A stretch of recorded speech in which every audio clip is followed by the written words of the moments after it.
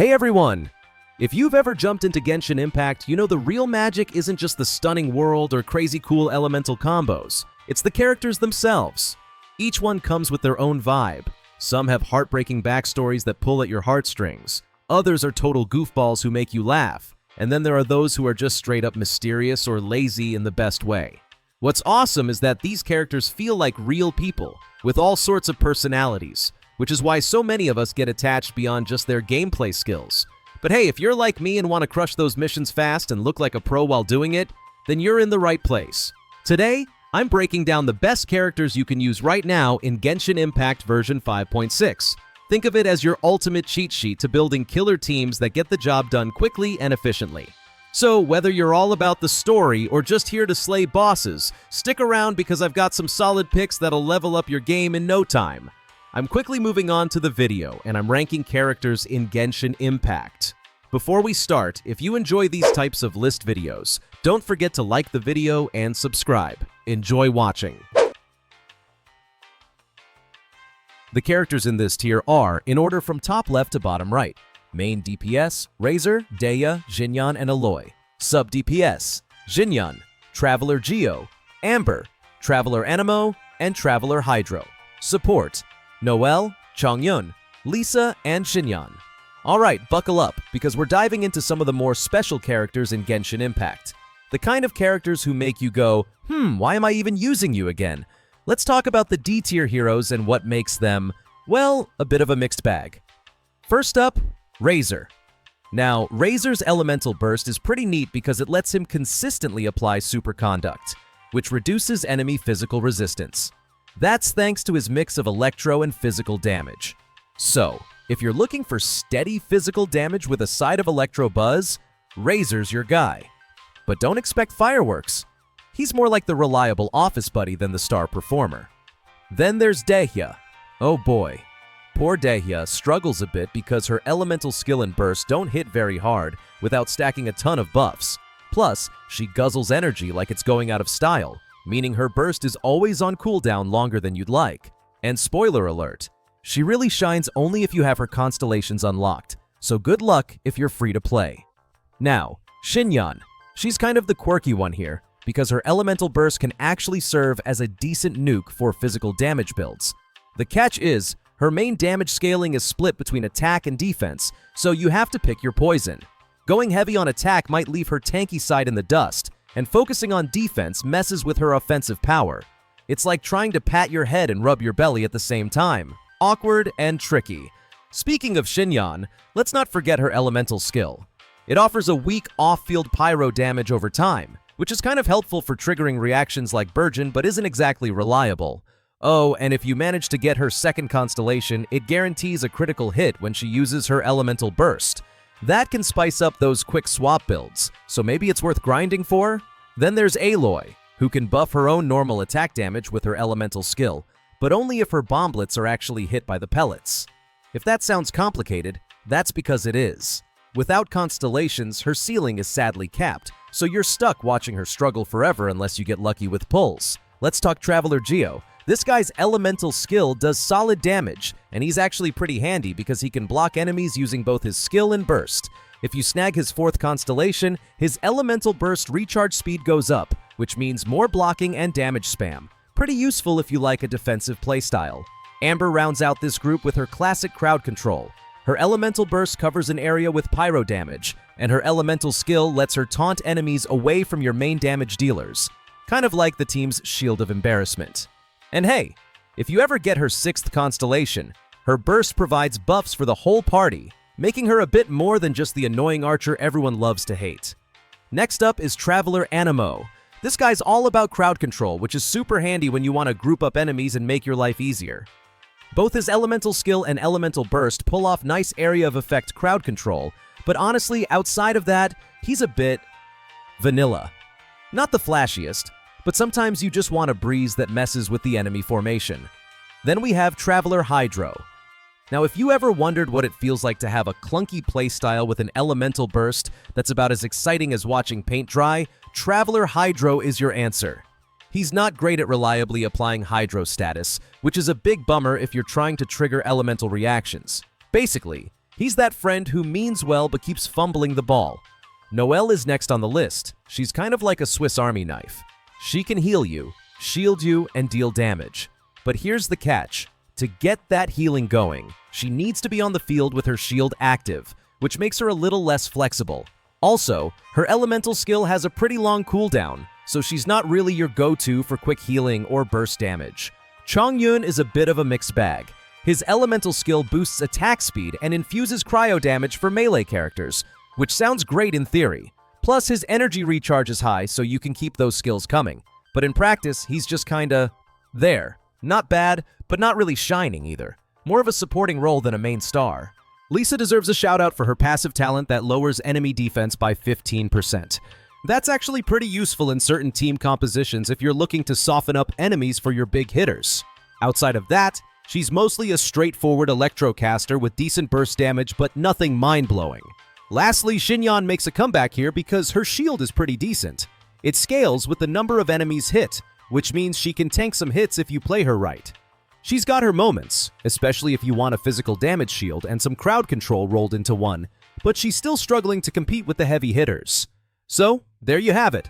The characters that might not be the flashiest fireworks in your Genshin Impact arsenal, but hey, they add some flavor and utility if you're willing to experiment or just love them for who they are. Who knows? With the right setup, maybe you'll turn some of these underdogs into surprise MVPs.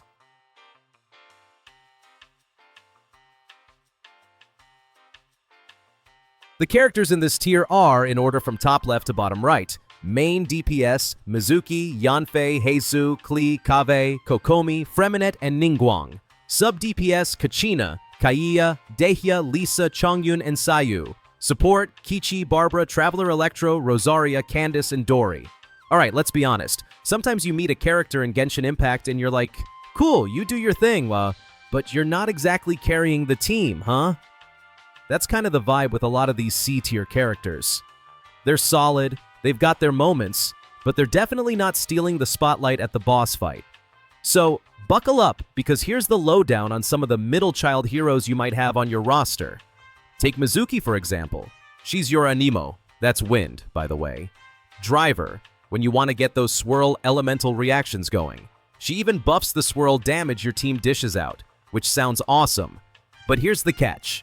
She can't use her normal attacks while her elemental skill is active, and her elemental burst isn't exactly lighting up the scoreboard. Off-field presence? Yeah, a little. But you gotta be mindful of those cooldowns. Still, if you're rocking her constellations, she shines a bit brighter as a standard character.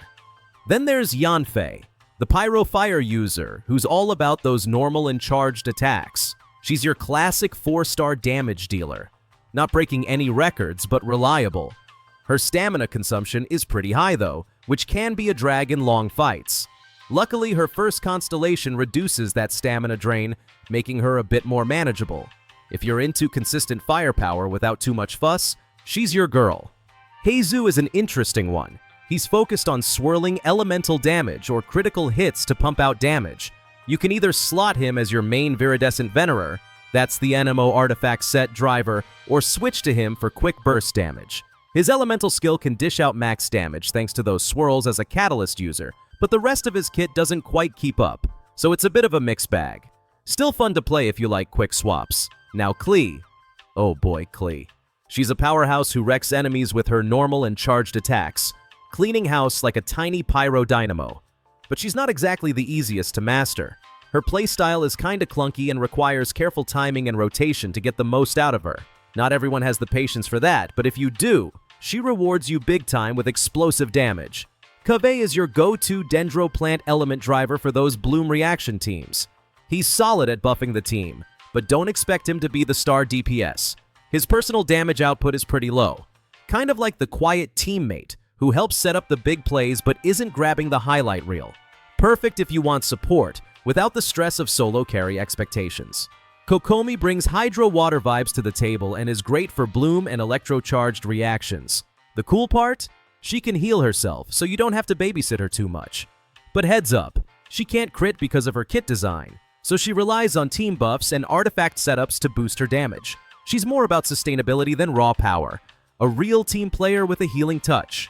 Lastly, let's chat about Freminet, a versatile fellow who can flex as either a cryo ice or physical damage dealer depending on what your team needs. Sounds great, right?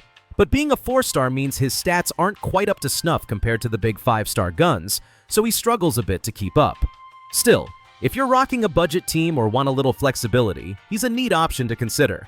Ningguang, our elegant Geo Queen, actually has some decent damage when you combine her normal and charged attacks.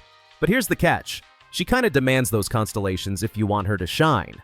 Without them, she feels like she's holding back a little. Think of her as the student who would get straight A's if only they actually studied.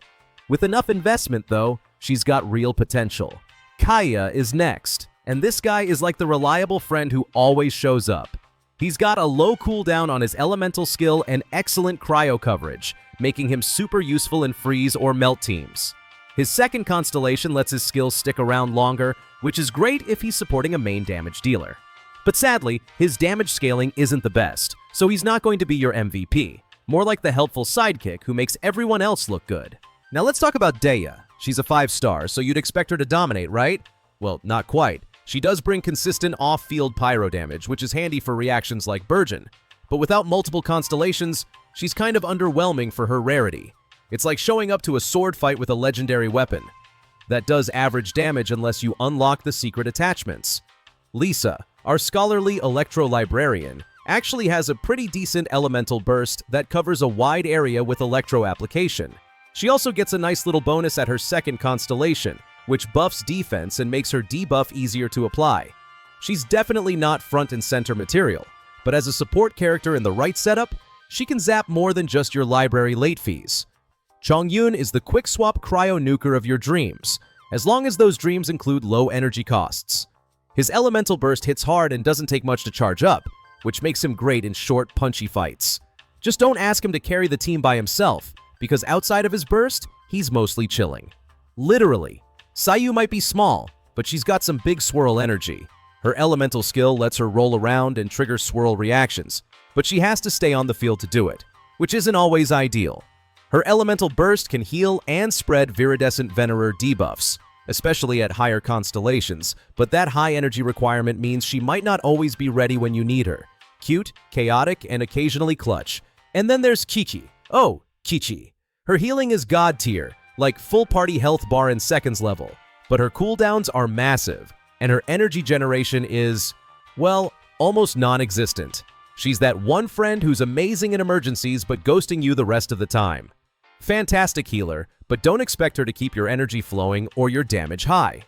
Barbara rounds out our healing squad with her bubbly charm. She's got solid burst healing and an aura that keeps your team going. But both her elemental skill and burst come with long cooldowns and high energy costs. At Constellation level 6 though, she gains the ability to revive a fallen teammate at full health, which is basically the ultimate Uno reverse card when things go south. And we're not done yet. We've still got the Traveler, Electro version, Rosaria, Candace, and Dory coming up. Stay tuned, because the rest of this crew deserves a spotlight too, even if it's one powered by electro energy and running at half voltage.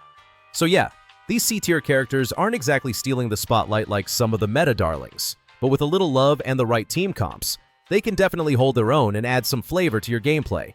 Sometimes it's not about being the flashiest, but about finding the right fit for your style. Which one of these characters do you find yourself using even though they're not top tier? Let me know!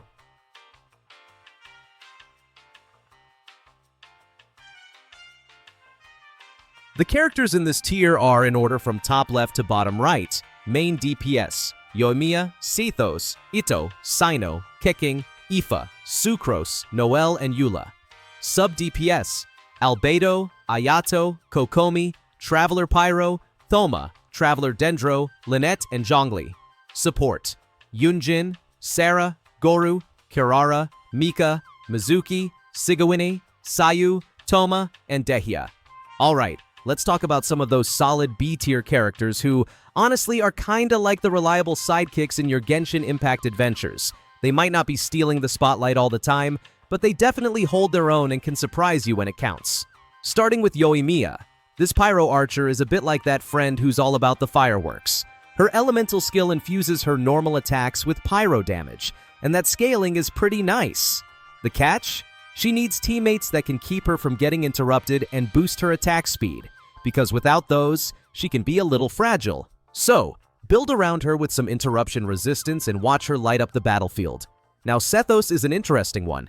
This guy can either spam charged attacks or normal attacks depending on how much energy he has, which makes him pretty versatile. But there's a trade-off. When he's in his charged attack mode, he kind of plants himself and becomes an easy target for interruptions. Plus, being a 4-star character, his stats are naturally a bit on the lower side. So, he's a bit of a glass cannon who needs some care. Moving on to Itto. Oh boy, he hits hard when he's in burst mode. His charged attacks and elemental skill have high base scaling, especially when his elemental burst is active. The problem? You need to spend a lot on artifacts, weapons, and team synergy to get him to really shine. Plus, if you switch him out before his burst ends, his damage drops off immediately. He's a high-maintenance powerhouse, but when built right, he's a beast. Cyno is next, and he's a decent electro-hyper carry, especially when you're triggering Dendro reactions like Aggravate and Hyper Bloom. But just like Itto, his elemental burst is a double-edged sword. He needs to stay on the field to keep dealing damage, and switching out cancels it. Plus, his resistance to interruption is pretty poor, so his rotation timing has to be on point if you want to maximize his output. Keiking is a bit of a hybrid player's dream.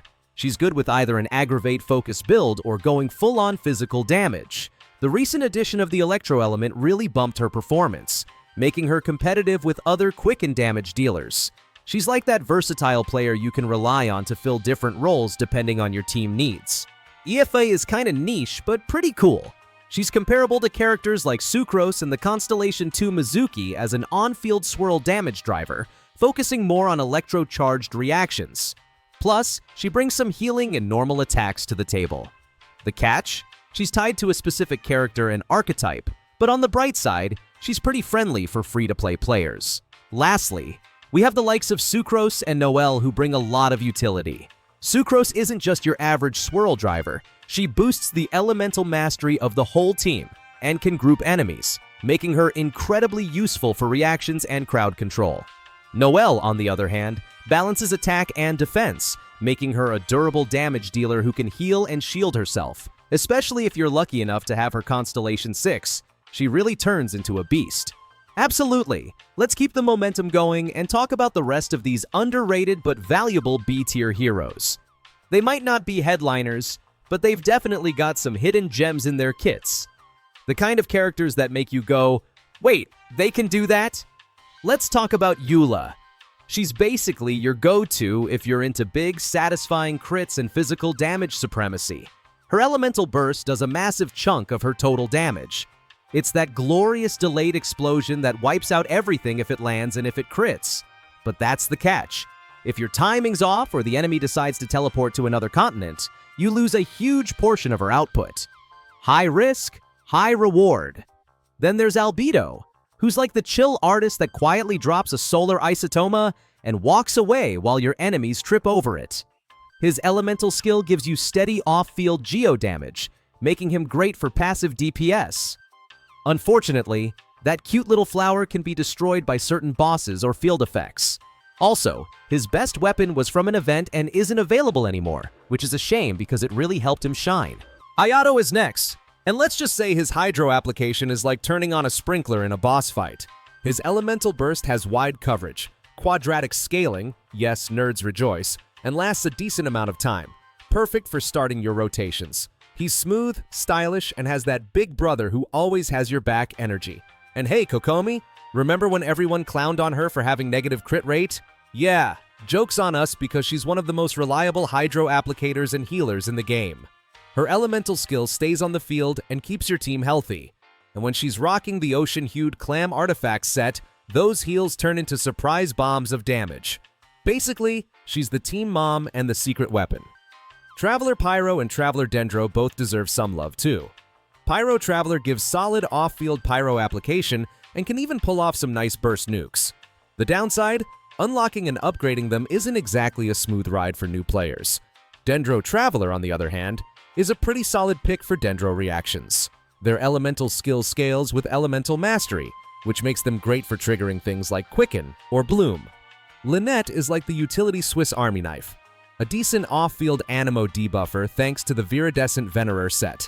She's not the strongest, but she can hold her own, especially with a few constellations unlocked. Bonus points for her exploration skill, which is low-key one of the best for overworld traversal. Gotta respect a girl who helps you loot and fight. Zhongli still gets respect no matter the tier. His elemental burst can chunk enemies and petrify them, and his famous shield is still one of the best in the game. But his elemental skill's Geo Pillar has low scaling and, yeah, sometimes gets wrecked by bosses like it owes them money. Still, he's one of the best comfort picks when you just don't want to dodge anymore. Finally, we've got our specialist supports: Yunjin, Sarah, Goru, and more.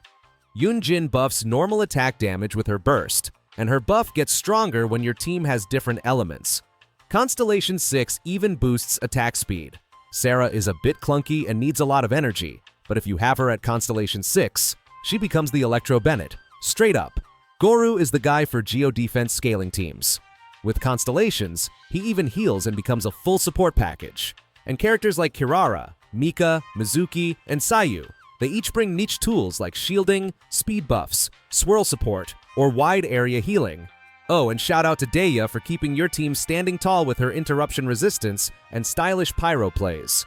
She's not the meta pick, but she's got heart. So yeah, B tier is full of characters who, with the right setup, go from background players to clutch game changers. They may not always be flashy, but they're the glue that holds the team together. And sometimes, they steal the show when you least expect it.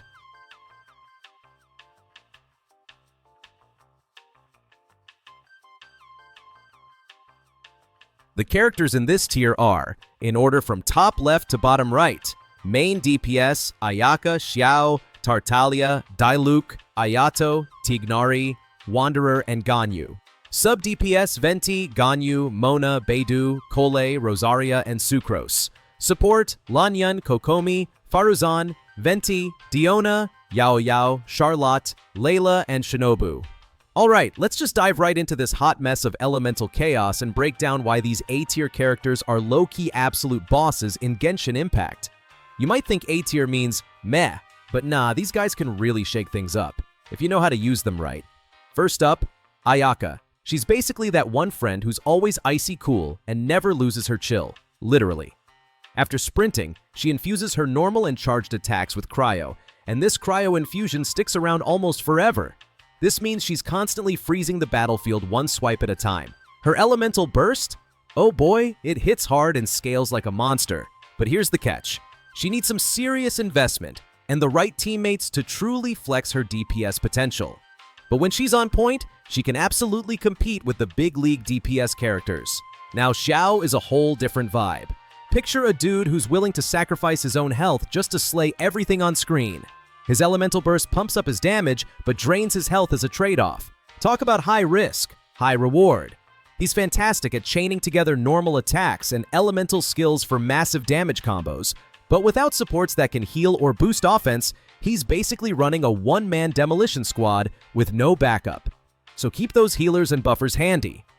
Speaking of hydro damage kings, Tartaglia, aka Child, is still the undisputed master of Riptide application. His hydro status on enemies is basically screaming, "Vaporize me!" And he's currently the best guy for triggering that juicy vaporize reaction, especially when there are multiple baddies around. If you want splash damage with style, he's your go-to. Diluc doesn't need much introduction. The guy's like the reliable, brooding protagonist of Genshin Impact firepower. He's all about weaving normal attacks with his elemental skill to get that sweet vaporize synergy going, especially when paired with supports like Xingqiu. What makes him so smooth is his elemental burst energy cost is low, but it still covers a wide area. Though heads up, that fiery burst tends to push lighter enemies away, which can sometimes mess with your combos if you're not careful. Moving on to the leafy magic of Tignari. His damage primarily comes from charged attacks and elemental bursts, and he shines bright by spreading that dendro reaction all over the place. Plus, he's got a neat little taunt that distracts enemies, which is like having a sneaky decoy on your side. Definitely a smart pick if you want to mix up your gameplay with some clever battlefield control. Then there's the forever floaty Wanderer. His normal attacks have a nice wide area of effect, and can even home in on enemies, which makes him pretty unique. But don't get it twisted, he's not a solo king. He really needs some dedicated supports to make him shine, especially if you're running him at low constellation levels. Oh, and his elemental skill lets him hover mid-air, so if you love exploring the map while raining down damage, he's a solid bet. And Ganyu, the queen of charge shots and cryo crowd control. Her level 2 charge shot is perfect for hitting mobs with high damage potential, especially when paired with melt reactions. But beware, charging takes time and you can get interrupted easily. Her elemental burst can pull enemies into one spot, especially when paired with allies that can pull or group enemies, turning the battlefield into her personal ice rink of destruction. Beidou is that one pirate mom you didn't know you needed. She's an off-field electro sub-DPS queen who dishes out damage like it's on sale. Her elemental burst creates lightning arcs that jump between enemies. It's like a game of tag, but electric. The catch? Her energy cost is as high as her damage potential, so unless she's hanging out with electro batteries or rocking some serious energy recharge, she's going to need a nap before every fight. Then we have Mona. Mysterious, dramatic, and kind of broke. But hey, she knows how to amplify damage like no one else. Her elemental skill does hydro application in a small area off-field, which is okay. But her real flex is that elemental burst, which basically slaps a giant hit me for double damage sticker on your enemies. Perfect for one-shot setups and vaporized shenanigans. Let's not forget Kali, the Dendro intern. She's out here throwing boomerangs of greenery and keeping reactions alive off-field. She's a great early game support for anyone getting into Dendro reactions like Bloom and Aggravate. But her elemental burst has the AoE radius of a sad salad bowl. If enemies step even a little to the side, it's like, oops, no Dendro for you. Next up is Rosaria, the edgy nun with a polearm and no chill. Literally. She applies cryo off-field with her elemental burst, and that makes her an excellent teammate for freeze comps. Oh, and at her second constellation, her burst lasts even longer. Not to mention, she sneaks in some bonus crit rate for the party. Is she secretly everyone's favorite coworker? Maybe. And how could we not mention Sucrose, the discount Anemo alchemist who's actually kind of cracked? She's fantastic for grouping enemies, swirling multiple elements, and just generally causing chaos in the most adorable way. Her ability to boost elemental mastery for the whole team makes her a swirling support superstar. Don't sleep on Sucrose. She's got the brains and the burst. Kokomi, aka the Fish Queen, swims into battle with unmatched healing skills and off-field hydro application. People used to clown her for having negative crit rate, but joke's on them, she's practically invincible in freeze and bloom teams. She heals your whole team just by existing and walking around with jellyfish. It's weird, it's wonderful, and it works. Then there's Farazan. Oh boy, she's a complicated one. She buffs Anemo damage and shreds enemy Anemo resistance, which makes her besties with characters like Wanderer or Xiao. But let's be real, without her 6th constellation, she's energy hungry and high maintenance. Think of her as the friend who brings good snacks to the party, but always forgets their charger. Last but not least, let's show some love to our unsung heroes. The shielders and healers who keep your team alive when your main DPS decides to tank with their face. Layla brings thick shields and deals constant off-field cryo damage, making her perfect for teams using the tenacity of the Millilith artifact set. But if her shield breaks, the party's over. Her off-field damage and buffs disappear with it. Diona offers healing, shielding, and at Constellation 6, she even gives you a little elemental mastery buff. And Yao Yao? She throws floating radish bombs that heal and dendroify the battlefield. Talk about multitasking. Charlotte, meanwhile, is your panic button. Small AoE, but big healing burst when things go south. So while these A-tier characters might not be the absolute top of the top, they bring a lot of unique flair and power to your roster. Just make sure you invest wisely and build teams that highlight their strengths. Because honestly, in Genshin Impact, sometimes the underdog surprises you the most.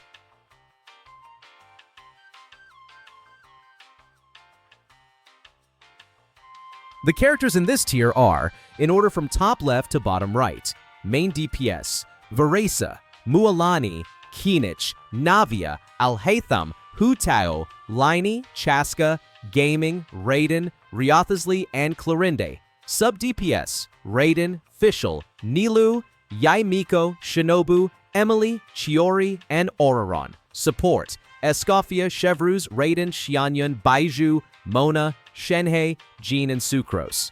Alright, buckle up because we're diving headfirst into the S-tier jungle, where the gods of Genshin Impact casually hang out and make the rest of the roster look like background NPCs. And no, we're We're not just handing out praise like it's candy on Windbloom. These characters earned their thrones. Let's kick it off with Verisa. She might not play the elemental reaction lottery like gaming, but guess what? She doesn't need to. Her base damage is so high it feels illegal. She plunge attacks like she's got something to prove, and the best part? She doesn't need 5-star investments or a PhD in rotation timing. Pair her with easy access buffers like Ian-san or Chevreuse, and she's ready to roll. Smooth, powerful, and friendly to casual players? That's a triple win. Then there's Mualani, who said, "Why wait for damage when I can just throw it all up front?" Her front-loaded style works wonders in both single-target and area of effect situations. She really shines in vaporized teams, and when she's not nuking enemies, she's surfing around Teyvat like a pro explorer. Just make sure Sharky's bite actually lands, or you might feel a little silly. Kinich is basically your favorite Burning Man. He's all about burning and Burgeon reactions, and if you're not running those teams, he starts to feel like a fish out of Pyro. His grappling hook is awesome for getting around, but try using it mid-combat on uneven terrain and you'll be channeling your inner frustration. But when he's in his element, Night Soul Points and Scale Spiker Cannon fly like fireworks. You know who just walks in and deletes enemies? Navia. Her elemental skill has one-shot potential written all over it, and she doesn't even care about being locked into mono-geo teams. That said, her damage is very front-loaded. Great for quick bursts, not so great for long, drawn-out brawls. But still, she's like the boss of get in, wreck everything, get out. Speaking of calculated chaos, Al-Hytham is basically the math teacher who turned into an anime swordsman. His Dendro application is top tier, enabling powerful reactions like Hyperbloom, Burgeon, and Spread. He brings excellent area of effect coverage and high team damage, all while requiring minimal investment. He's smart, efficient, and somehow not smug about it. And then there's the queen of controlled self-destruction, Hu Tao. She sets herself on fire, kind of, sacrifices HP, and then just absolutely melts bosses with pyro-infused normal and charged attacks. Especially with her first constellation, you can spam those charged attacks like there's no tomorrow. Because for Hu Tao, that's kind of the point. Liney decided elemental reactions were overrated and went full mono pyro with style. His passive talent is the glue that holds his whole kit together, making him a powerhouse in both single target and area of effect scenarios. He does have a tendency to get knocked around a bit, but let's be real, he's too busy flexing damage numbers to care. Last but definitely not least, Chaska is out here flying through Natlan like a magical sniper pigeon. She thrives in rainbow teams where she converts her damage into pyro, hydro, electro, or cryo, making her a dream to build around. But in crowded fights, her bullets spread across enemies, turning her into more of a single-target specialist. Still, when you're raining elemental pain from the skies, who's complaining? Let's talk about gaming. No, not the act of gaming, the actual 4-star character gaming. This guy is punching way above his weight class, especially at Constellation 6. His plunge attack damage is outrageous when you pair him with the right team. But fair warning, his power is gated behind that elemental burst cooldown. Miss it or delay it, and he's just doing superhero landings with no follow-up. Still, for a 4-star, he's absolutely cracked. And of course, there's the Electro Empress herself, Raiden Shogun. Yes, she's in here more than once because she's just that versatile. As a main DPS, she unleashes her elemental burst and proceeds to commit unspeakable violence for 7 seconds straight. And if you've unlocked her second constellation, Defense Ignore turns her into a walking war crime. But even as a sub-DPS, her elemental skill is a multitasking genius, triggering Hyperbloom cores, Superconduct, Electrocharged, Overloaded, basically anything that involves electrocuting things. Now we arrive at the Gentleman of Ice and Fists, Ryothasli. He's a close combat cryo king who loves melt and freeze reactions. His single target focus makes him excellent for bosses, but spread out enemies give him a bit of a headache. Also, his kit really doesn't feel complete without his first constellation. That little fix smooths out his synergy issues and opens him up for more aggressive healing setups. Clorinde enters the scene with style and swagger. She's fast, flexible, and thanks to her kit, she even comes with built-in self-healing.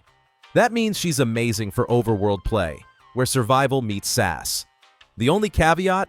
Her full damage potential depends heavily on the team you're building around her, and without constellations, she lacks resistance to interruption, which in the Genshin world means getting juggled by slimes like you're in a circus act. let's shine the spotlight on the unsung heroes of elemental reactions. Fischl is still the queen of field time, thanks to Oz just hovering there and zapping away like it's his full-time job. Max out her constellations, and you basically have a flying Tesla coil. And Shinobu? She's the ultimate Hyperbloom enabler. She applies Electro and heals and scales with Elemental Mastery. That's 3 wins in one funky ninja package. Diving into the niche but spicy category, we have Emily, who is a burning reaction connoisseur. As long as you've got a pyro character tagging along, her uptime is through the roof, and her damage is relentless. Speaking of elemental specialists, Auroron brings Electro Charged into the spotlight. Not exactly everyone's go-to reaction, but if you want someone who enables it well and serves as a battery, he's your guy. Just don't expect miracles outside of Electro-charged teams. Then we've got the support squad that low-key carries the game. Chevreuse at Constellation 6 is a beast for overloaded teams. She shreds resistance, buffs attack, and heals. Her only weakness? Overloaded still has that annoying habit of knocking enemies into next Tuesday, which makes her better for boss fights than mob clearing. Escoffier, on the other hand, boosts cryo teams to the moon and back, offering both resistance, shred, and healing, even if he's tied to one reaction lane. Next up is Xianyun, the ultimate enabler for anyone who's ever looked at a cliff and thought, what if I just plunged into my enemies from up here? She's basically the MVP of plunge-heavy team comps, offering healing and buffs that make your favorite divers hit like meteorites. She's like Venti's cooler older cousin who not only floats, but also makes everyone else better at crash landing on enemies' faces. Then there's Bai Zhu, your leafy green shield and heal machine. He doesn't just patch you up. His shield gives you solid interruption resistance, which is a huge quality of life boost. Pair that with his off-field Dendro application, and you've got a perfect fit for reaction-heavy teams. He might not spike numbers like a main DPS, but his presence makes sure your actual damage dealers stay vertical.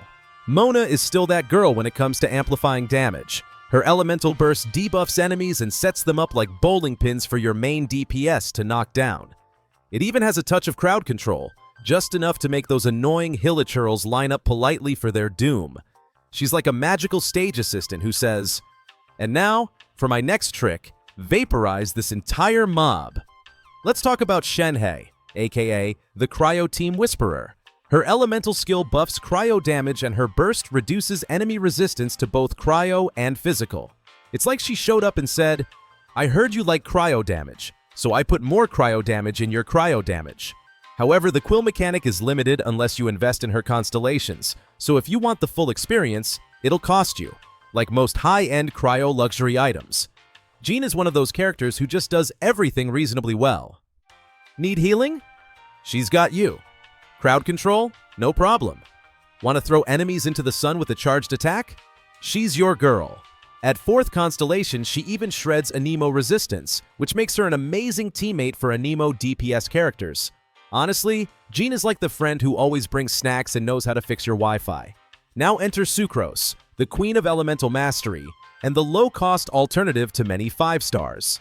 She gathers enemies with her elemental skill and burst, swirls elements for massive bonus damage, and hands out elemental mastery to your entire party like Oprah giving away cars. She's one of the most enabling characters in the game and makes reaction-focused teams hit way above their weight class. The beautiful thing about this tier is how much synergy you get when these characters team up. Want to run Hu Tao with Xingqiu, Shinobu, and Sucrose? Boom, Hyperbloom Chaos. Or maybe you're feeling spicy and want to try a mono pyro comp with Liney, Chevreuse, and Bennett. Go for it. This tier isn't just about individual power, it's about how much they elevate their entire team. And let's not forget, S tier doesn't always mean hard to play, or requires whale-level investment. A lot of these characters shine because they bring consistent value, are user-friendly, or unlock playstyles that feel fun and fluid. Whether you're casually exploring Teyvat or no-lifing Spiral Abyss for the 473rd time, these characters make the ride smoother, faster, and definitely flashier.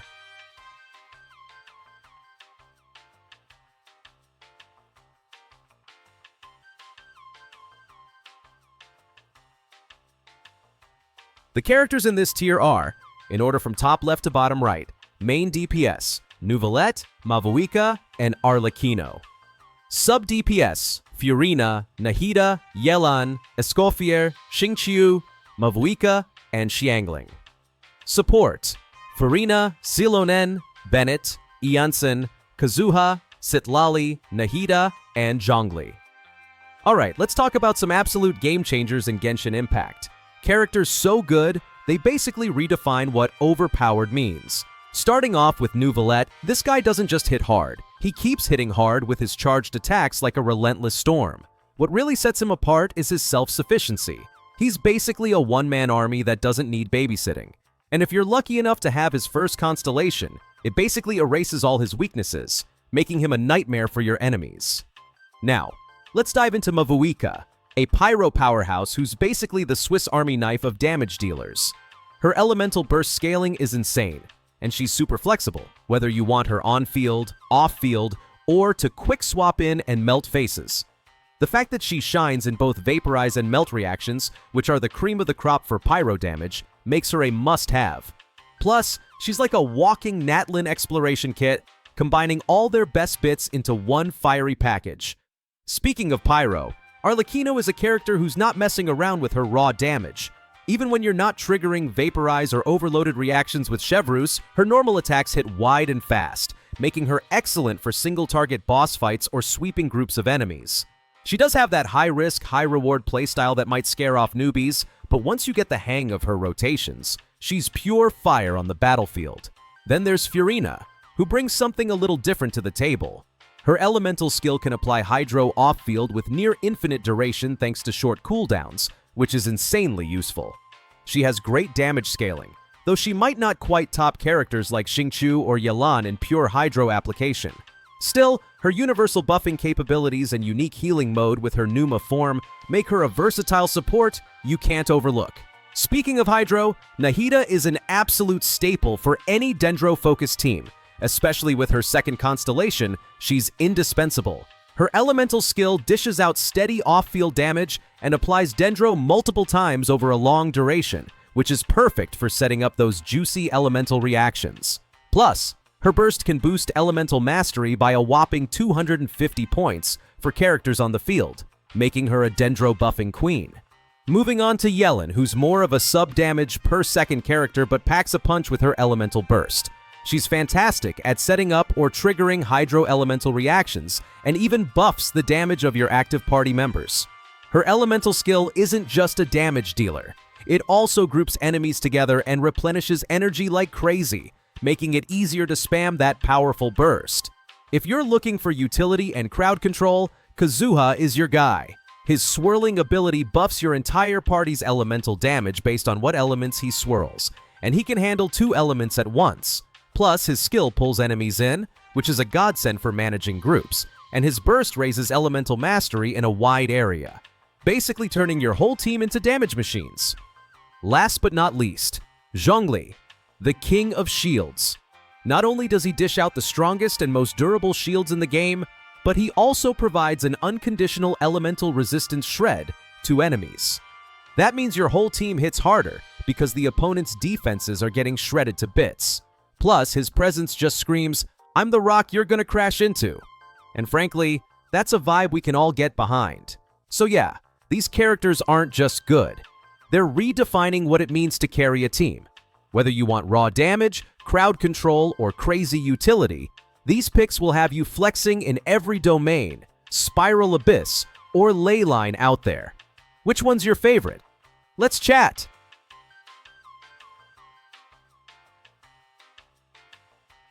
The video ends here. See you in another video. Don't forget to subscribe.